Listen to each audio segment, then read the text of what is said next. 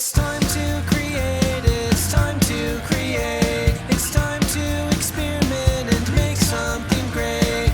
Show your own colors in your own way. It's time to create, it's time to create.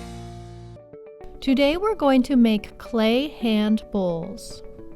We'll use our own hands as a template to make unique hand dishes and bowls that we can use to gift or display. Let's gather our materials. The materials we'll need for clay hand bowls are air dry clay, and we use Crayola air dry clay for this project, but you can try this with other air dry clays if you like. A rolling pin, your hand, toothpicks, a butter knife, and a small cereal bowl. Let's set up for success. To prepare for the best possible experience with clay hand bowls, you'll want to protect your work surface with a plastic placemat, art mat, or tray. Let's create. To begin, roll a ball of air dry clay out onto the plastic placemat or a sheet of parchment paper to about 1/4 inch thick. Place your hand over the clay, fingers and thumb together, and trace it with a toothpick, or you can ask an adult to trace your hand.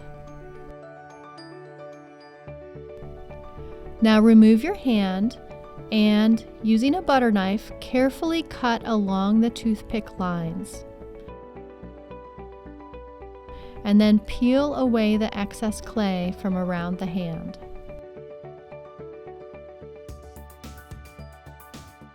Decorate your clay hand with designs that you create with the toothpick. You can poke the toothpick in the clay to make dots, or you can use the edge of the toothpick to make lines. And you can create an all-over pattern, you can create a picture or design, anything you like. Now place the clay hand upside down over a small cereal bowl and let it dry thoroughly to harden it in the bowl shape. This will take at least overnight. Once your clay hand bowl is completely dry and hardened, you can display it or gift it.